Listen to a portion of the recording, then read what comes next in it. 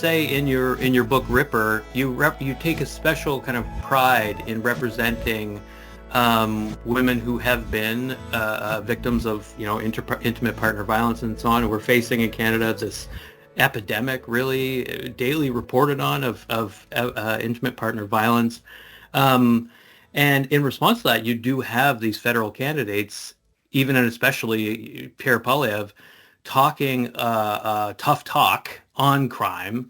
And I guess that might be an interesting place for us to start by sort of talking about how Poilievre has made a career in many ways, targeting especially repeat offenders, saying that even if he doesn't like capital punishment, he'll potentially vote in favor of it. There's a lot of evidence that he does have this kind of rhetoric around being tough on crime, that he, is maybe classically conservative, but is coming out right now in a unique way. And, I am personally passionate about structural solutions to crime rather than mass incarceration. But, the 3 strikes and you're out rule that Bill Clinton tried and failed to roll out in the United States is the kind of rhetoric that Poilievre is using right now. As a lawyer, how do you kind of interpret where the different parties are at in terms of their policy proposals on crime, and where does Poilievre, as the quote unquote Ripper, stand in terms of his rhetoric in relationship to other candidates? I don't think anyone's particularly pro-crime. No, yeah. No, and I don't mean that facetiously. I think everybody wants to do something about crime. Problem is what you do about it, and what anchors crime in Canada right now is this horrendous drug problem, which we are trying to figure out. All of us in Canada are trying to figure out a way to deal with, in a way that works. We have these cheap, super addictive drugs around.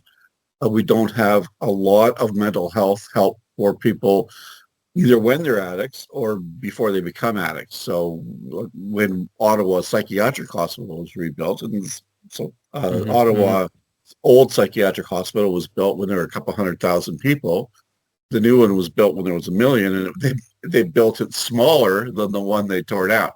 So it gives you an idea of the lack of bed space. And when you talk to people who have, especially parents who have kids with adolescent schizophrenia and stuff, which is a very debilitating and heartbreaking illness, you'll hear that at the most their kid will get in when they have a breakdown and be stabilized and sent home.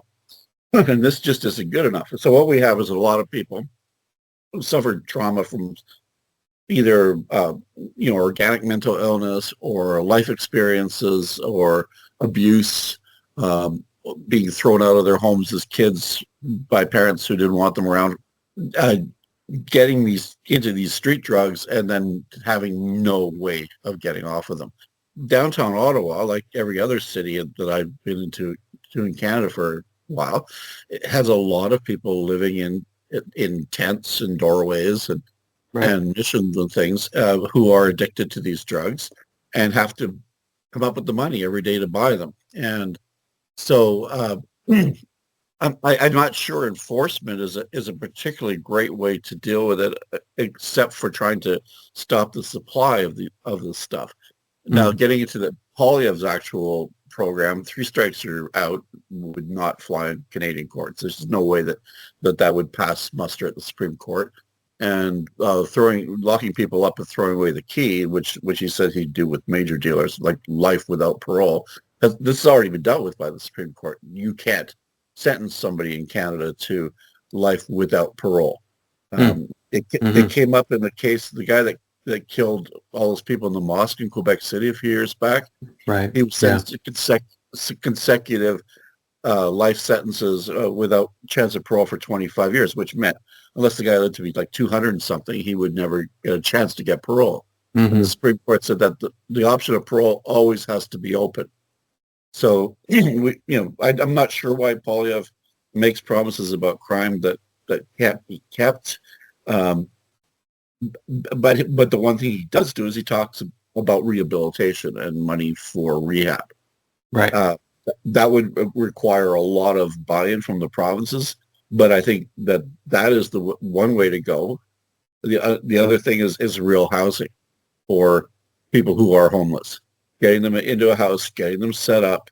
If they need a maintenance dose of drugs, or to either like stay on, like they do in the UK, do that, but very carefully. Murder rates in Canada are actually down, have been going down for years, mostly because people born in my generation tended to be the murderers, and I think any political party that's serious about getting rid of this, crime problem that we do have has most of the tools to do it, but it becomes a matter of resources but again, since health is a provincial jurisdiction, mental health too, and this is what we're talking about, right?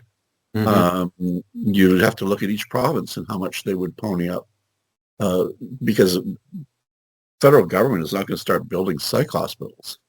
Right.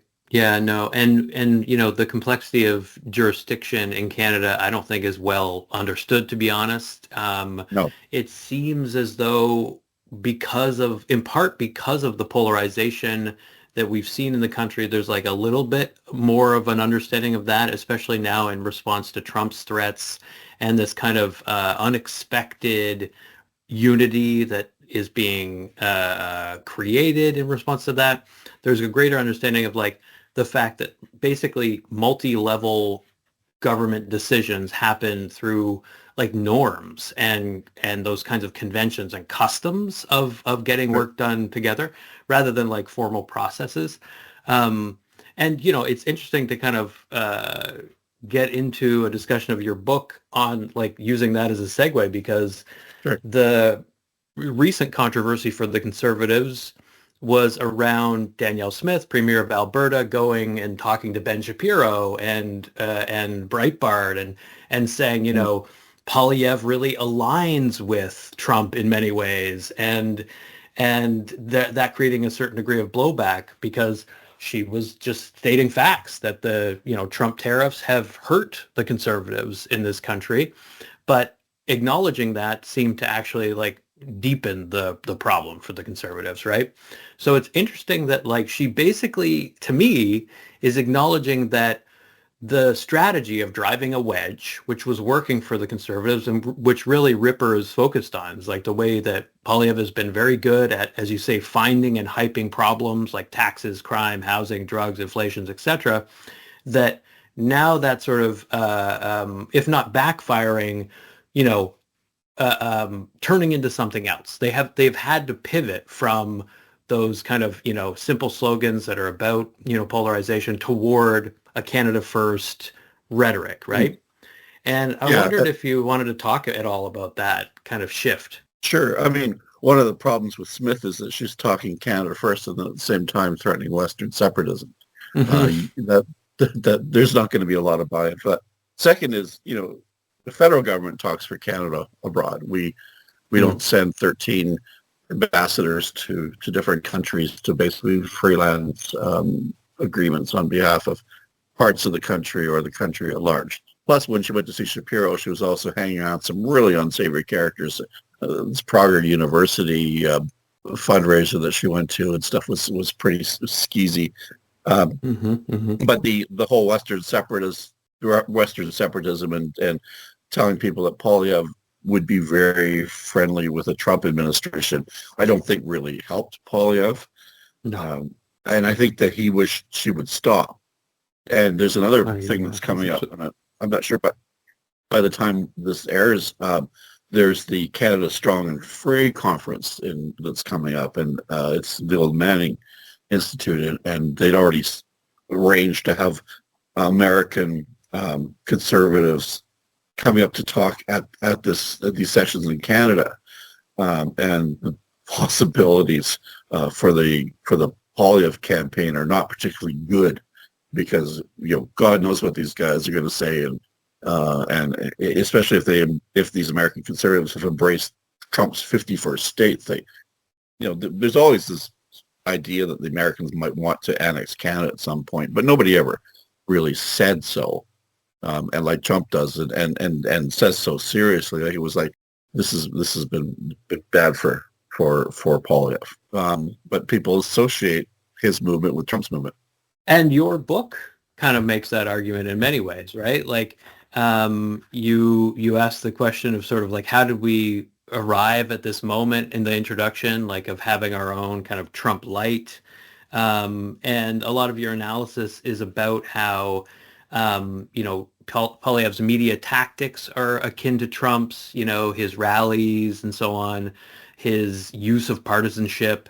And yeah, I just, I want to, talk about the title, which comes from a column by David Brooks, who you're not particularly like sympathetic to, but you do use the distinction that he makes between rippers and weavers.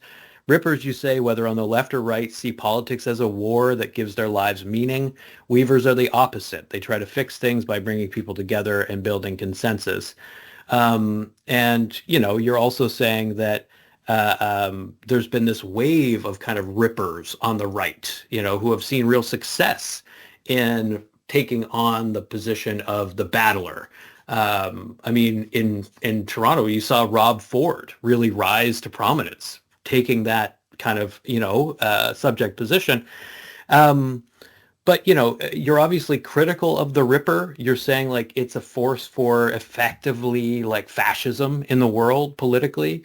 And I just wonder if you're, I don't know about heartened at all, but like encouraged that it seems as though, at least in Canada, really leaning hard into the Ripper mentality rather than attempting to do some sort of repair, some sort of weaving. It has like a shelf life, right? So I don't know if you wanted to talk about that in relationship to sort of, what Poilievre does and his political career. Yeah, and as a bit of a caveat, the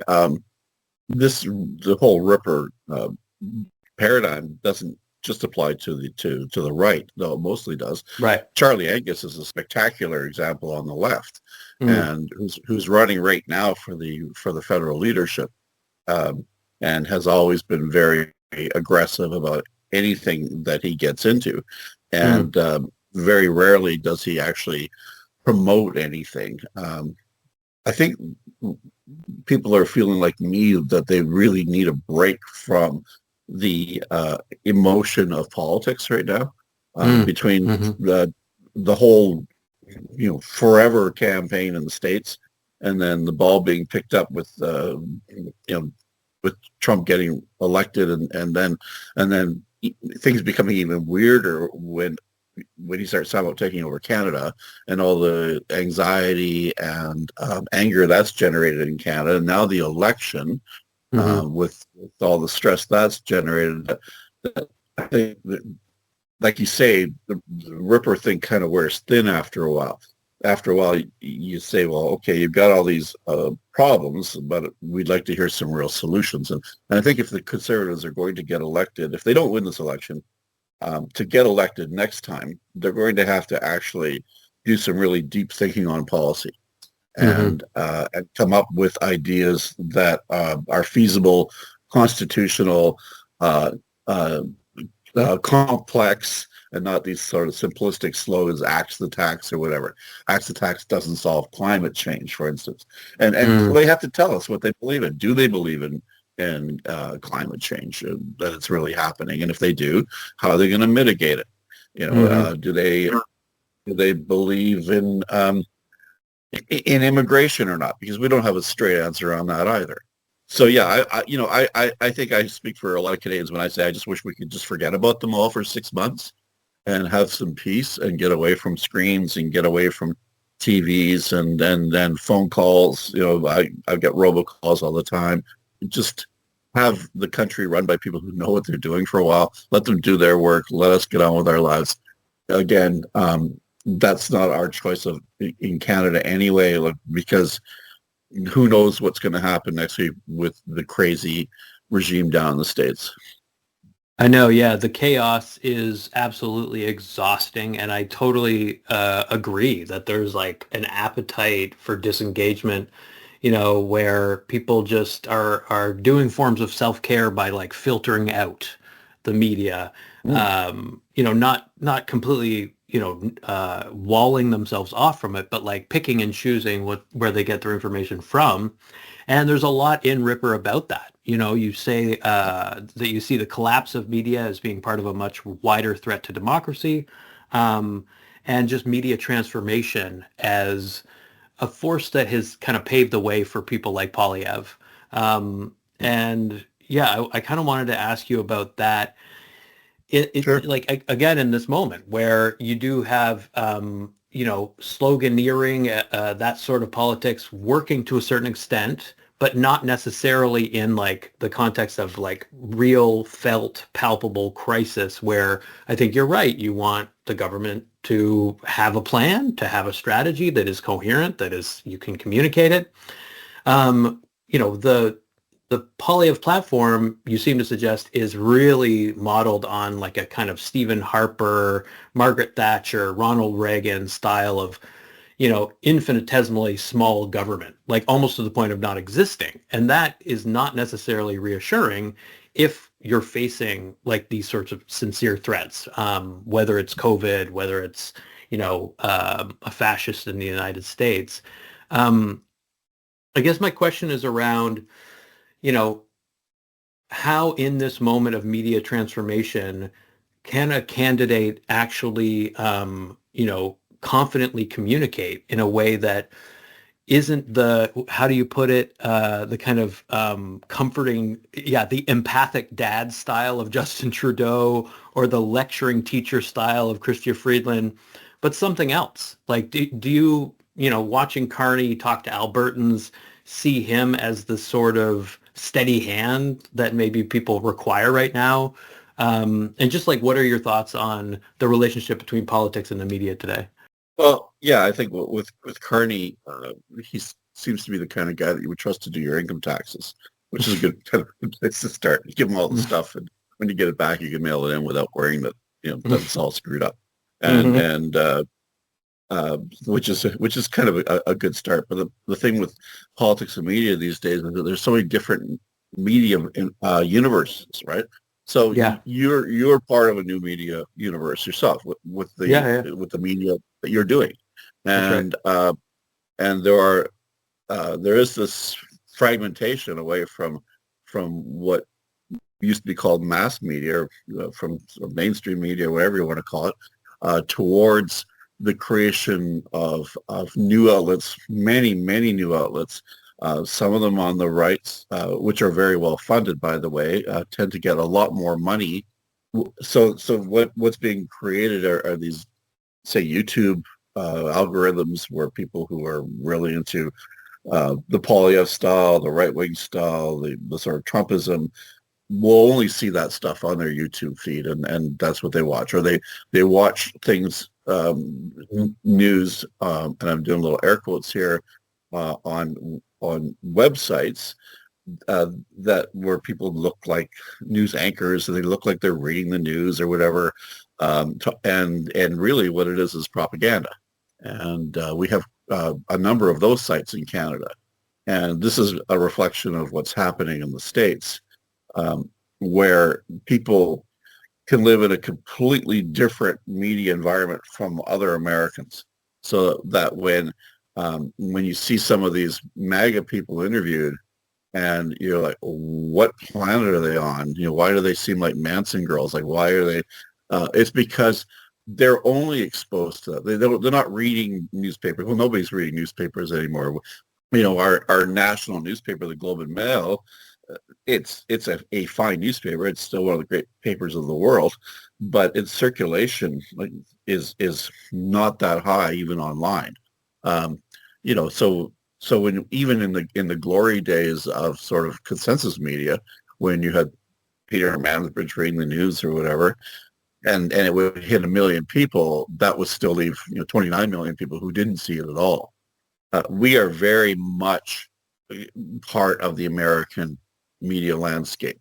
Like, for instance, our book trade, our Canadian published books by Canadian publishers, are 5% of the books sold in Canada. And it's all, and there's a similar number for nonfiction books published in Canada. The other 95% are American biographies, are things like Prince Harry's biography or Michelle Obama. Michelle Obama's biography probably sold more copies than every nonfiction book published by Canadian publishers that year. Right. It's, a lot of Canadians are watching Fox. A lot of Canadians are on American right-wing and left-wing websites. So we have these new media environments, and they are changing very quickly. And but they're also speaking to silos. So it's going to become harder for politicians like Carney and Poilievre to break out of the silo they're in and be heard in other silos. Just as it's hard for me to sell a book called Ripper about Pierre Poilievre to someone who hasn't made up their mind about Pierre Poilievre. No, that makes sense. And I think about the fact that, Carney chose to basically announce his candidacy on The Daily Show, right? Yeah. Which was a smart strategic decision. That's where people are, that's, what folks are watching, and probably especially folks that lean liberal are watching that, right? Yeah. So, I mean, this is the new reality that Poilievre kind of cut his teeth anticipating, I think, in some ways, right? He talked about his relationships with other conservatives in Alberta, and especially his relationship with Ezra Levant, which I wanted to kind of know more about. You talk about how Levant's political career didn't pan out, but he would become one of the big players in the new conservative movement, but as a media star, not a politician. He's now effectively a kind of kingmaker in Canadian conservative media. What do you think Poilievre learned about kind of Levant's ability to raise money and build this kind of media empire, speaking to that very, very narrow kind of base? What I found fascinating when I did that part of the book was, and the part of the book that we're talking about is when Poilievre was really young, in his early 20s. He was the media person for Levant's campaign for a nomination in Calgary, a federal nomination in Calgary. Now, the way politics works in Alberta, in parts of Alberta outside of Edmonton, is that if you get a conservative nomination, you're going to Parliament. So this was the fight for it was, I believe, Calgary Southwest was the riding. So Levant spent $100,000 trying to win that nomination, and Pierre Poilievre was the media guy who designed the campaign. Billboards and TV commercials. There was one TV commercial where he and Jenny Byrne, who was his girlfriend at the time, and Stockwell Day's grandchild were posed in a video ad as a Calgary Southwest family endorsing Levant. And so their connection goes back very far. Levant didn't get that nomination because Stephen Harper became leader of the new United Conservative Party, and he wanted that seat. And so they had to get Levant to give up the campaign, even though basically he was about to win and about to become a member of Parliament. And that did not happen without a fight. And that was one of the two times when Poilievre actually crossed Stephen Harper, which is not a wise thing to do in the conservative movement. But he did survive. So Levant never did have a political career. I think Harper didn't forgive him. Plus, he's a bit of a wild card, and he's done very well in that media universe. He went to Sun News. Well, he was a staffer on the Hill for a while, and he went to Sun News when they tried to launch that TV network, and it was a misfire. But he took what he learned and went to and started Rebel News with Brian Lilley, who left after a while. And like you say, they are kingmakers. And they support. Levant supports and speaks a lot for the movement that put Poilievre in, and for people who may be even more extreme than Poilievre. It's really hard to know what Poilievre really believes, by the way. Where this is going to get interesting is if Poilievre doesn't win this election and there's a move to get rid of him as leader. Levant and that wing of the conservative movement in Canada will be very loud in support of Poilievre. It will be bloody if they try to get. This is not going to be an election night where he says, to a crowd, we tried, we lost. It's time to pass the torch, like Stephen Harper did when he lost in 2015. He will not wish Mark Carney well if he loses. He will not quit, and you can already see factions forming now with the Ontario Conservatives, Corey Teneke talking about the failures of Poilievre's campaign, which is basically Poilievre, and James Moore and Jason Kenney out west doing the same thing. So we're heading into, this is why I think the book will still be of some value, is that we're heading into this through the election, and if Poilievre loses, a civil war inside the Conservatives that may split the party back into its original progressive conservative or somewhat progressive conservative and reform faction, and Levant will be right in the middle of that. Right. Yeah. There'll be this kind of power vacuum that he'll be able to exploit. It's interesting that you say that you don't really know what Poilievre believes, because, the book documents how you've had a few encounters with him and how weird those encounters kind of were, where like one-on-one, perfectly affable guy, right? Like gentle, friendly person. But the moment there's another person in the room, or if the conversation switches to politics, something seems to take over. A certain maybe performative impulse to get a little bit more aggressive, and you say even kind of superficial, right? Like, and I guess I wonder about, because the book also seems to sort of diagnose that as in part coming from Ottawa. Like Ottawa seems to engender that kind of almost coldness, that pursuit of power. I'm curious about those encounters and the culture of Ottawa. What how, as you say, Poilievre settled nicely into Ottawa, staying out of the liberal-dominated, trendy downtown watering holes, and kind of befriending the other conservative folks around him. But you also say this is a depressing, expensive urban wasteland with the noise and vibe of a fairly big city, but it's also this backwater satellite of Montreal. Is Ottawa that detached from the rest of Canada? And do you think that's part of what's going on here in terms of the obvious disconnect between the leaders of these parties and the rest of this very disparate country? Yeah, I think that's a really big part of it. Ottawa is very much sort of off the beaten track. The country's so large anyway that a lot of people have never been outside of their own province, and if they have, they've been to the States rather than to another province in Canada. And if they come to Ottawa, it's been because they were on a school trip or something. And Ottawa is pretty much the downtown part, because Ottawa has two parts. One is sort of core of the government, and downtown where the trucker convoy occupied. That's basically the government buildings, and then away from that, in neighborhoods that are outside of the area where all the trucks were, which is actually where students and poorer people live, because who wants to live around a bunch of ugly government high rises? But in the nicer sort of neighborhoods, you have the people who work for the government, who tend to be bilingual and often are from outside of Ottawa, and from Montreal or from other parts of Canada.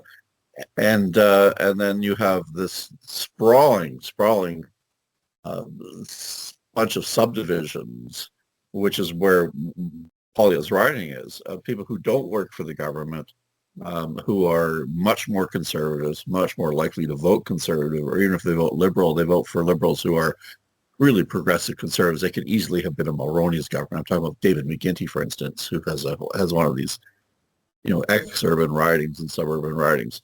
And but the town itself, because it is kind of a tourist town in the sense that a lot of people are passing through, and people come and stay for a while, it's not a particularly friendly place.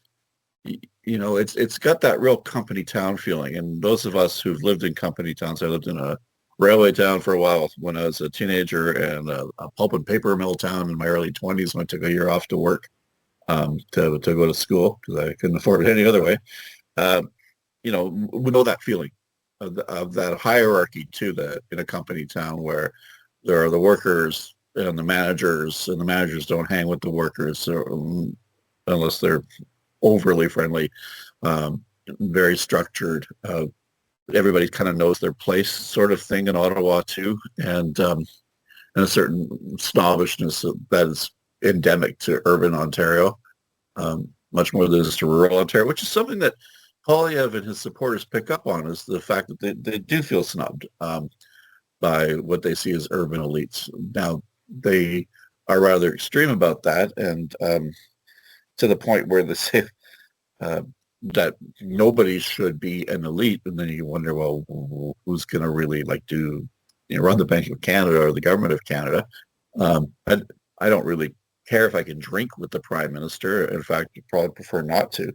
I just want them to do the job in a way where I don't have to worry that they're screwing up every day. But getting back to it, Poilievre came to Ottawa from the West, from a place where he was very much, part of the community, to a place where he was an outsider. The Conservatives, Reform Party people from the early 90s, and the Conservatives, when they called themselves Conservatives, have always been made to feel in Ottawa by the media, by people in the public service and the universities as not important, as not part of the governing class.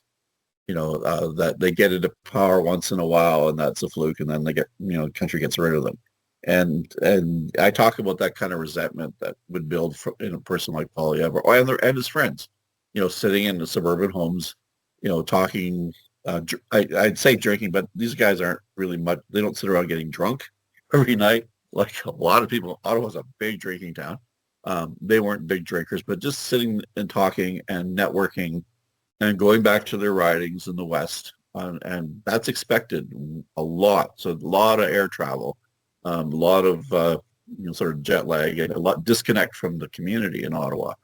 So the alienation that they felt when they lived out west is certainly not dissipated by Ottawa. When they get to the very top and kind of have to, or grudgingly accepted, like when they're become, say, prime minister or senior minister, some of them kind of use a 19th century term, kind of go native, Colonel Kurtz style, and become part of the community. In the sense that, like, if you ever seen Red Heart of Darkness or seen Apocalypse Now, Colonel Kurtz did. But by and large, that feeling of resentment carries on all the time. And right. Yeah, it's the media deep. And the media in Ottawa is the worst. I mean, the biggest snobs that I've ever seen anywhere. So the resentment towards the media that he has, I think he comes by that in a kind of a class sense. And they are brutal snobs. And despite the fact that, like you say, the truly powerful in their lovely neighborhoods, and the people like Poilievre, who lived in the capital's ugly suburbs, might as well have been in another city. Poilievre went downtown for photo ops, then drove home for quiet evenings with his wife and kids. Cabinet ministers and senior bureaucrats avoided the downtown altogether. So it does seem like it's an extremely stratified city. And so, that has to be part of the reason why when the trucker convoy descended on Ottawa, it was such a shock. And, the police didn't know what to do. They effectively did nothing. The government didn't know what to do exactly. But Poilievre did know what to do. He exploited it. In many ways, He exploited it. And you quote him as saying that I think the real backlash by the elites against the truckers was this idea that truckers have no business going to Ottawa and raising their voices. That's the idea that the elites were trying to push back against. They think that the working classes should just shut up and pay up and let the experts run things for us. So he exploited it in many ways, and exploited it, to push oil and gas, to push certain ideologies. I wanted to kind of pick your brain about that, because the way that you frame the convoy chapter is by talking about the actual facts around shipping. What was going through your mind in terms of like how you structured that chapter? Why did you want to lead with that? Why, for example, do Poilievre's actual quotes during that crisis figure so prominently in the chapter? And what did you learn from kind of reflecting and writing about that moment? Well, I'm fortunate in the sense that I've worked in the shipping business, and Right. I worked for Canadian Pacific. My sisters worked for Canadian. I have two sisters. They both worked for CP, and they both married railway engineers. And my nephew is a railway engineer. None of us were ever in the trucking business. My father and my grandfather worked on CP ships on the Great Lakes as kids. So I've always been in tune, I think, a bit with shipping. And years ago, one of my best friends, now he's long gone, but he was a trucker, a long haul trucker, and I could see how brutal that work was. He'd, come back from these like one-shot trips from Texas with tomatoes or whatever, and puke blood. I mean, it was brutal. I know how hard that work is. Yeah, and I also have like a sort of a hobby where I collect fossils. I wanted to be a paleontologist, and I never gave up on it. And that's sort of the second thing that I do in my life. I guess third thing. So I spend a lot of time around people who do hauling and quarries and stuff like that, and quarry owners. Not as much as I used to, but I have done that. And I could see, well, for one thing, the people, the truckers that were in Ottawa are certainly not hauling oil and gas, and a lot of the things that they were talking about are things that they didn't make any money on. And another aspect of the trucker thing that really dawned on me soon afterwards was a trip to the Brampton area and seeing the, hundreds and hundreds and hundreds of acres of truck parking, and realizing that this was not a particularly large group. But it was, and I figured that anybody who could afford to sit in Ottawa for 3 weeks as a trucker wasn't doing much of a business in the first place. And there was a lot of absurdity. One was they went to the wrong part of Ottawa. If you wanted to get shit done, you don't go park in front of a bunch of empty office buildings. You go and you park in the rich part of town. They wouldn't have been there very long, I assure you.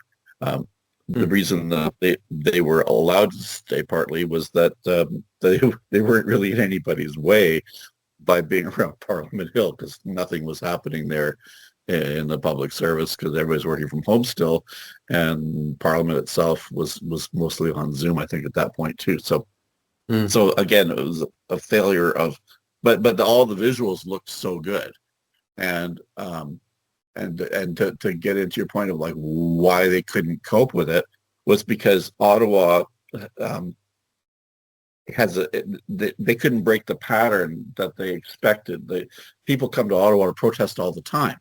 It would be different in a town where nobody ever came to protest, because then the people who would be running the response would be thinking originally. But it was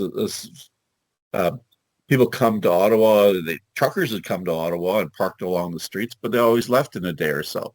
And in that convoy, they came on a Friday. They stayed through the weekend. On the Monday, everybody thought, well, when are you leaving? And they didn't leave. And nobody had ever kind of thought, well, what happens if we have something like this where they never leave? And I'd seen much, much bigger demonstrations. Like there was a Tamil demonstration in the early 2000s when the Tamil Tigers lost the war in Ceylon, Sri Lanka, and thousands and thousands of far more Tamils than truckers came, and they just drove around the city for like a couple of days and completely gnarled traffic through all of Ottawa, like all the rush hour traffic and stuff. So, but they left, and thing with the truckers is that they didn't leave, and there was no coordinated way to deal with them, and there was this terror among politicians and public servants of footage of them being driven out, being hit with batons or pepper sprayed, or those were the money shots, right? Those were the shots that don't exist from this thing. There's a shot of a woman who fell by a horse. They claim she was trampled. The police say that she was not. I've never seen her actually interviewed by anybody to say what did happen to her, or the police, have never shown their footage. But there was no shot of people being beaten the way they would be in the States, say, or in other countries, whacked over the head with nightsticks and pepper sprayed and dragged off in handcuffs and stuff. It was that would have been the huge win for the truckers, and they never got that. But Poilievre, not only did he exploit it to push his own messaging, but he got rid of Aaron O'Toole. He got the leadership of his party by getting good publicity from right-wing new media, whatever you want to call it, and the mainstream media, which was either supportive or at least not critical of him and his support of the convoy people, and that group of people, that the convoy and its supporters, because the convoy group itself is not particularly large compared to the population of Canada, but it had a big support base, and that support base became Poilievre's support base for his leadership run, which he won very handily. It wasn't even close, and that group supports him now, and right. will support him in whatever happens after the election. Mm-hmm. Yeah, and even if it's unclear what he believes and what his policies are, because I think it's perhaps refreshing for people that are disillusioned with politics to have it simplified to some extent into slogans, to have someone championing them against elites. I mean, that's exactly kind of the populist playbook. But this time around, this is a pivotal election, the snap election, and we don't, like a lot of commentators are pointing out that it's a fairly reactionary election in terms of like how candidates are campaigning. And so you're not seeing climate change talked about, for example. It's like a glaring omission on most platforms. Yeah. Climate change, foreign aid. He said he'd cut all Canadian foreign aid and give the money to the military, and people, okay. Don't talk about that. Or cutting the CBC, getting rid of CBC English Canada, getting rid of every regulation regarding resource extraction, and building a corridor across the country, which sounds great if your only idea of Canada are from looking at a map. But if you've ever been through, especially Northern Ontario, the corridor from the Manitoba border to the edge of the Canadian Shield in Southern Ontario or Quebec, wherever this thing would go, is incredibly rough land of lakes and hills and swamps and indigenous territory. It's exactly. So these promises are really, each one of them should have been central to an election campaign. Cutting foreign aid would just end our influence in the world. It would be as simple as that. I mean, the reason people can go around the world with Canadian flags on their backpacks is, A, we don't invade other countries very often, and we are, we're not, I would say, super generous with foreign aid, but at least we help. If we get the reputation that the Americans have, that we want to isolate ourselves and become just cheap and selfish, our reputation in the world will suffer greatly. And there's a whole bunch of policy issues that need to be talked about. We have heard about housing, and we have heard about crime, which are easy to make promises about, but nobody ever, we're going to start a war on drugs. well, golly, no one's ever done that before. We're going to get tough on criminals. Well, the Americans have been getting tough on criminals for years, have an incarceration rate that's astounding, and the crime problem's not solved. So, but it's pretty thin gruel in terms of policy from everybody, because really what this election seems to be about so far is who do you want in the prime minister's office the next time Trump has a brain fart. And pretty much, but that can change too. Canadian elections are notorious for waves and weird outcomes, like 2011, where the NDP went from nothing to official opposition, or the 2015 election where the NDP, the Conservatives, and the Liberals were in the lead at different parts of that campaign. So if just because Carney's ahead in the polls now and had a big uplift in his polling, doesn't mean that I am putting all my money on Carney to win this election. Right. It looks pretty good for him, but anything could happen, and there are different kinds of momentum. And how will Quebec vote? Quebec That's seems the big to question. Yeah, and another weird thing is if the NDP collapses, but it's still a minority government, then whoever wins has to work with the Bloc to get legislation through, because that's the only party left.